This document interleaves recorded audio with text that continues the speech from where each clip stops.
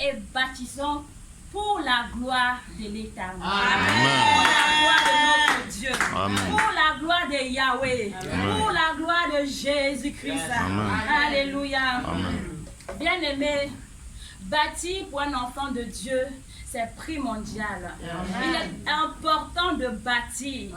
Mais avant de bâtir, il faut se poser les bonnes questions. Pourquoi bâtir? Que bâtir?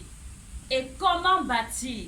Alléluia. Amen. Notre texte de ce soir est dans 1 Corinthiens 3, versets 11 à 12. Est-ce qu'il y a un lecteur ou lectrice, s'il vous plaît? 1 Corinthiens 3, verset 11 à 12. Amen.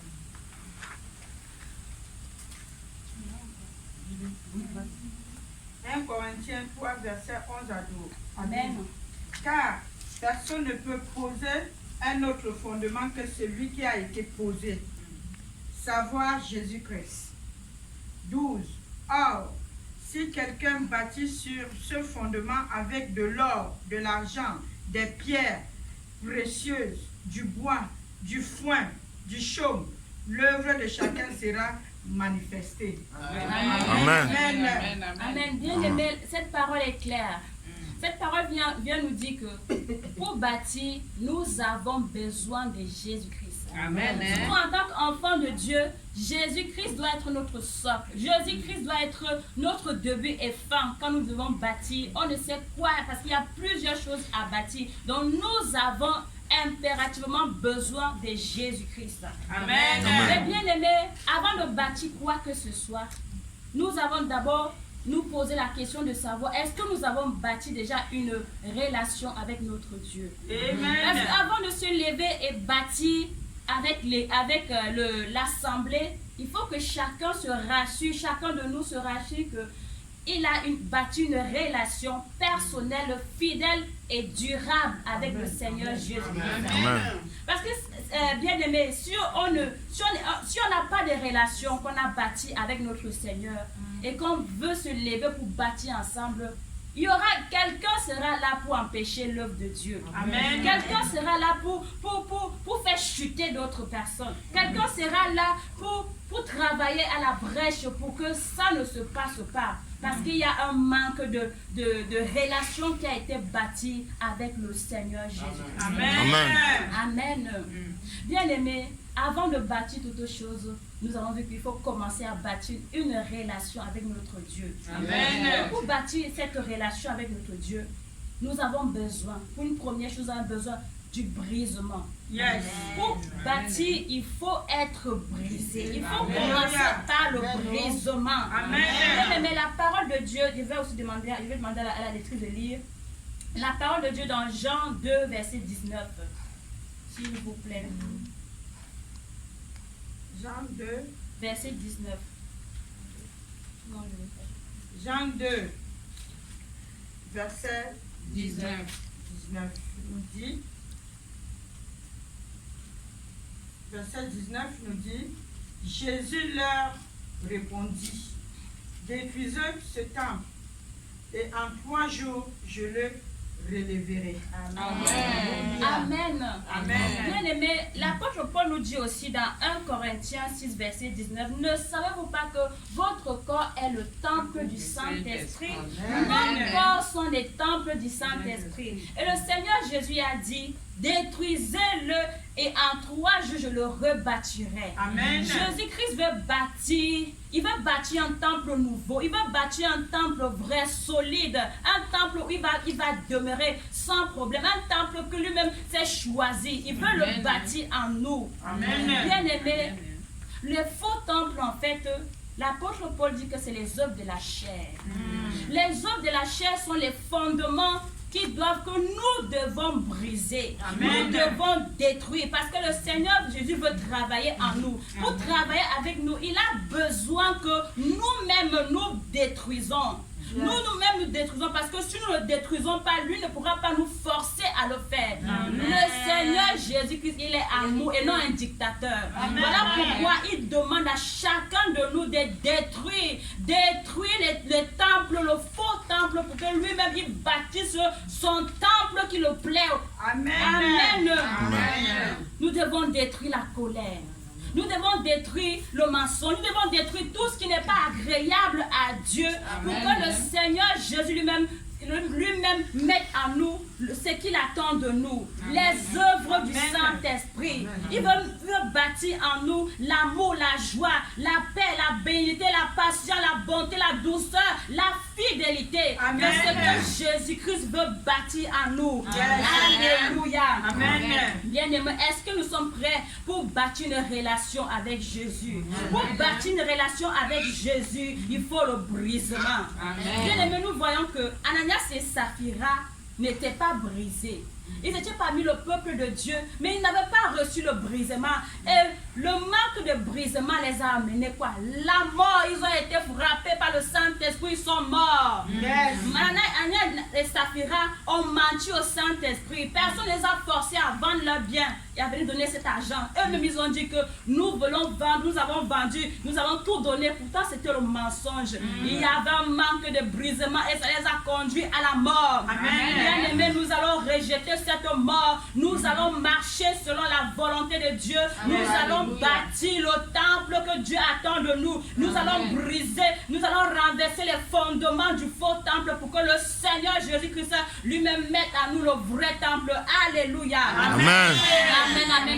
Amen. Bien-aimés, pour bâtir le temple du Saint-Esprit, nous avons besoin d'une deuxième chose encore.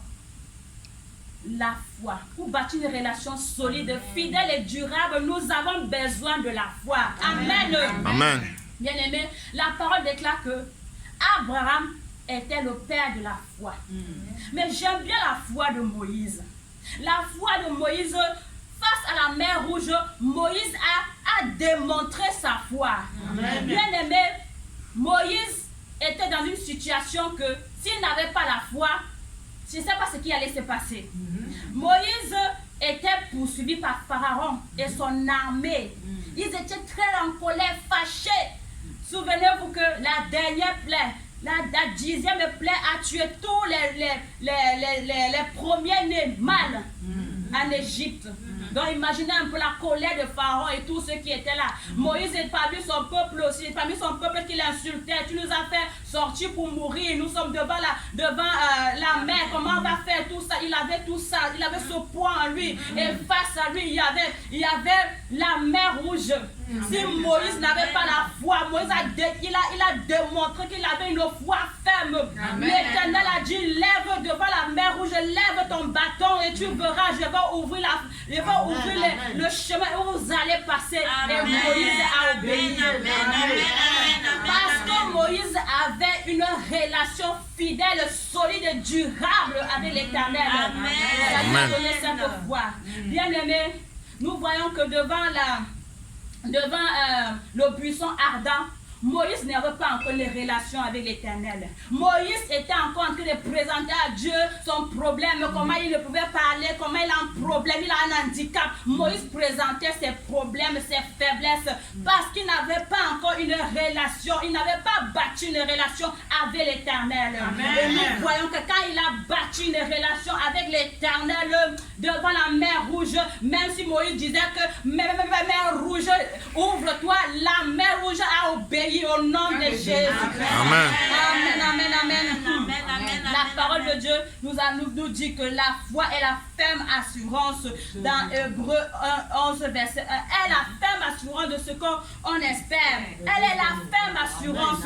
Moïse savait que face à la mer, il y aura le passage. L'Éternel a parlé et l'Éternel va le faire. Amen. Bien-aimés, est-ce que nous sommes prêts à avoir cette foi que Moïse avait? Moïse était persécuté de partout, même dans son peuple il était persécuté, mais Moïse avec la foi, bien-aimé, pour bâtir une relation avec l'Éternel, nous avons besoin de cette foi. Alléluia. Amen, amen, amen. Amen. Amen. Bien-aimé, nous avons encore besoin d'une troisième chose pour bâtir une relation solide et fidèle avec l'Éternel. Nous avons besoin de la résolution, la résolution. Amen. Bien-aimé, Abraham était résolu. Amen. Dieu a dit à Abraham que donne-moi ton fils que tu aimes tant. Ton fils unique que tu aimes tant. Isaac. Isaac, le fils de la promesse. Isaac, l'Éternel a dit à Abraham que voici, je vais te donner le fils de la promesse. Ce n'est pas Ismaël, mais c'est Isaac. Ça n'était pas encore né. Mais Abraham croyait que le fils de la promesse pouvait être Ismaël. Mais l'Éternel a dit non. C'est de ta femme Sarah, la femme libre, que moi l'Éternel, je vais te donner une prospérité à ne en finir. Alléluia. Mais le même Dieu vient encore dire à Abraham que Abraham, donne-moi ce fils que moi je t'ai promis. Abraham n'a pas hésité. Devant la montagne où Abraham devait aller monter donner son fils, il était résolu. Bien aimé, pour bâtir une relation avec l'Éternel fidèle et solide, il faut être résolu. Isaac a demandé à son père, Père, voici le bois, voici le feu, et où est l'agneau?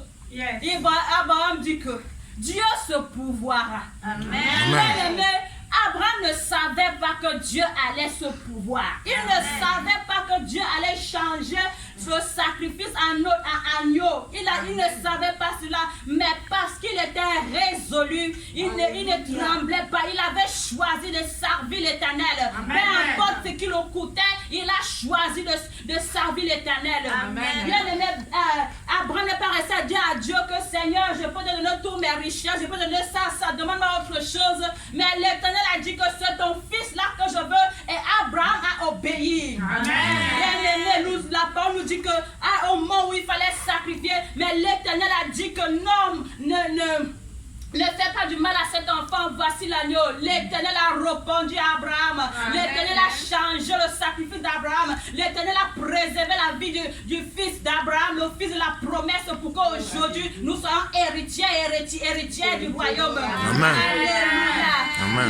Est-ce que nous sommes résolus? Est-ce que nous sommes résolus pour servir l'Éternel? Qu'est-ce que nous avons décidé de faire dans la maison de Dieu? Est-ce que quand les problèmes arrivent, c'est là où nous abandonnons le chemin? Est-ce que c'est parce que nous avons des situations compliquées, nous allons abandonner? Est-ce que c'est parce que tu as fait 8 ans de mariage sans enfant que tu vas dire que Dieu n'existe pas? Est-ce que c'est parce que tu vas dire que depuis que tu n'étais jamais marié, est-ce que c'est pour ça que Dieu n'existe pas? Est-ce parce que tu as perdu tes enfants que tu diras que Dieu n'existe pas? Mais Dieu, peu importe les circonstances, Abraham était résolu. Bien aimé, Dieu cherche les personnes qui sont résolues pour lui. Le royaume de Dieu appartient pour ceux qui se sont résolus de servir l'Éternel. Peu importe la dimension de la souffrance, de la difficulté, Dieu sait que ça sera dur. Dieu sait que ça va être dur. Il nous a préparés à cela. Mais nous devons être résolus pour hériter le royaume de Dieu. Amen.